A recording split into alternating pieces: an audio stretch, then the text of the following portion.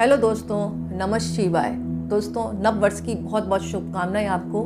आपके जीवन में सुख समृद्धि और बरकत बनी रहे, आपका प्रत्येक दिन मंगलमय हो और आपको वो चीज़ें सब प्राप्त हों जो कि आपको अभी तक नहीं मिली। ईश्वर से यही प्रार्थना है कि आपके ऊपर भगवान शिव का आशीर्वाद हमेशा बना रहे। दोस्तों, आज का मेरा टॉपिक है कि जब भी मंदिर में आप पूजा करते हैं या घर पे पूजा करते हैं तो कुछ बातों का आप जरूर ध्यान रखिए। वो बातें कौन कौन सी हैं?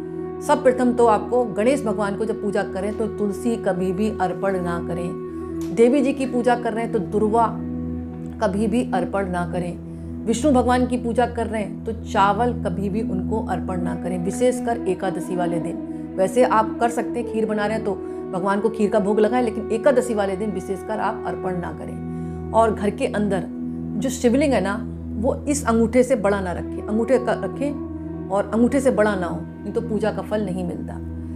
3 गणपति की मूर्तियां कदापि घर पर ना रखें, 3 गणपति मूर्तियां। और खंडित मूर्ति की कभी भी पूजा ना करें। अगर खंडित भी हो गई है और आपको बहुत मोह है उस मूर्ति से, तो घर में गमला वगैरह है ना, वहां पर रख दे। घर पर पूजा मंदिर में रखकर ना करें। मतलब रविवार को तुलसी ना तोड़े, ना ही जल चढ़ाएं। शास्त्रों की बात बता रही हूँ। और सुहागवती महिला है, जो सुहागिन महिला, उसको कभी भी माथे पर चंदन नहीं लगाना चाहिए। सिर्फ रोली का तिलक लगा सकती है, सिंदूर का लगा सकती है।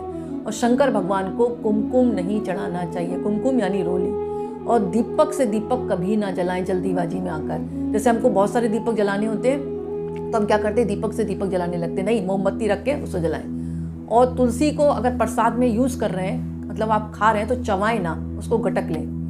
और मंदिर से लौटते वक्त कभी भी घंटी ना बजाएं। यानी पूजा कर ली और वापस लौट रहे हैं तो घंटी बजा रहे, नहीं, आप जाते वक्त घंटी बजाएं। और 2 शंख एक जैसे कभी भी घर के मंदिर में रखकर पूजा ना करें। अगर घर पर है आपके तो उन 2 शंखों को एक साथ एक चौकी पर ना रखें, मतलब अलग अलग रख दें, किसी दूसरे कमरे में रख दें।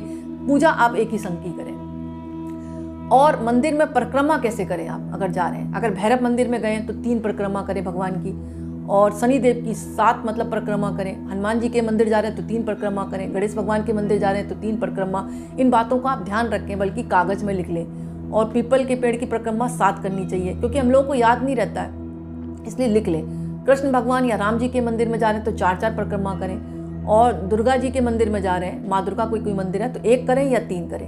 यानी 1 परिक्रमा भी कर सकते हैं और 3 भी कर सकते हैं। और शिवलिंग की हमेशा आधी परिक्रमा होती है, पूरी नहीं बताई गई है। तो दोस्तों, इन बातों का अगर आप ध्यान रखते हैं तो आपको पूजा का सर्वोत्तम फल प्राप्त होता है। और अगर आपके जीवन में पैसे नहीं टिक रहे हैं तो एक अद्भुत उपाय बताने जा रही हूँ नववर्ष पर मैं।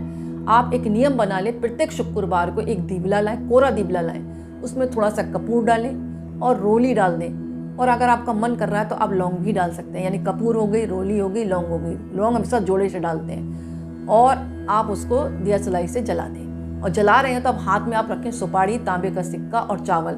और माँ के आगे रखकर आपको बोलना है, मतलब जो आपकी विश है कि मेरे घर में मेरा पैसा टिके, मेरे पर्स में टिके।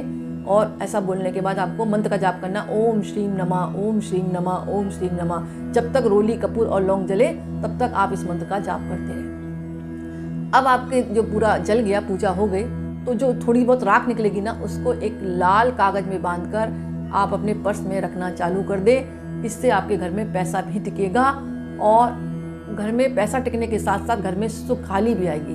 तो ये शुक्रवार का जो नियम है, मैं तो कहती परमानेंट आप इसको बना लें। ज़्यादा समय नहीं लगता।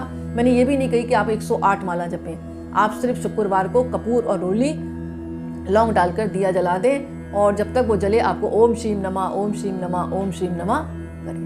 लेकिन जितनी देर पूजा करें, बिल्कुल आत्मा और मन को लगा कर करें। ये नहीं, मन भटकना नहीं चाहिए कि इधर उधर ताक रहे हैं और पूजा कर रहे हैं, तो वो पूजा का फल नहीं मिलता। और अगर आपको लगता है कि आपके भाई के जीवन में खुशहाली नहीं आ रही है, यानी भाई की आर्थिक स्थिति खराब है, भाई आपका बीमार रहता है, तो एक काम करना चालू कर दे। प्रत्येक पूर्णिमा या रक्षाबंधन वाले दिन, रक्षाबंधन तो साल में एक ही बार आता है, तो पॉसिबल एक ही बार होगा आपका, लेकिन प्रत्येक पूर्णिमा पर आप चालू करें एक नियम। एक गुलाबी कपड़ा लाएं। गुलाबी कपड़ा थोड़ा सा ले आए, ज़्यादा बड़ा नहीं लाना आपको। एक बार ले आए, उसी के टुकड़े कर करके करते रहें आप। ले आए और उसमें रखें अक्षत, एक कोरी सुपारी और 1 रुपये का सिक्का और रोली और मोली डाल दें। अब उसकी एक पोटली बना ली। अब आपको लक्ष्मी जी के सामने बैठकर प्रार्थना करनी है कि हे लक्ष्मी जी, जैसे आप अपने भाई शंख का ध्यान रखती हैं और शंख इतना ध्यान रखती हैं कि भगवान विष्णु भी उनकी धुनी के बगैर पूजा एक्सेप्ट नहीं करते। वैसे ही मेरे भाई पर असीम कृपा आप बनाए रहें। मेरे भाई की ये प्रॉब्लम है, उसको आप सॉल्व करें। ऐसा आप प्रत्येक पूर्णिमा पर एक बार करके देखें, आपके भाई के जीवन में खुशहाली भी आएगी और सुख समृद्धि और बरकत भी आएगी। और दोस्तों, अगर कोई गंभीर बीमारी है और वो मतलब निजात नहीं पा रहे हैं, तो प्रत्येक मंगलवार को आपको हनुमान जी की फोटो के आगे या मंदिर में जाकर एक दिया जलाएं और वहाँ पर ही बैठकर आपको लाल मूंगे की माला से ओम लक्ष्मण प्राणधात्रे नमः, ओम लक्ष्मण प्राणधात्रे नमः, ओम लक्ष्मण प्राणधात्रे नमः, इस मंत्र का आप जाप जरूर करें। इससे जीवन में आपके जो खुशहाली भी आएगी और जो आपका मतलब जो बीमार व्यक्ति है उसके बीमारी भी दूर होगी। और पूजा करने के बाद आकर आप अगर मंदिर से आ रहे हैं तो उस भगवान का तिलक ले आएं और उस बीमार व्यक्ति के लगा दें। अगर आप खुद बीमार है तो अपने माथे पर लगा लें, तो आपकी बीमारी भी ठीक होगी और जिसके लिए आप पूजा कर रहे हैं, इस मंत्र का जाप कर रहे हैं, तो उसकी बीमारी ठीक होगी। तो दोस्तों, आज का वीडियो मैं यहीं समाप्त करती हूँ। पसंद आए तो लाइक करें, दूसरों को भी शेयर करें और कमेंट्स में नमः शिवाय जरूर लिखें। बहुत बहुत धन्यवाद।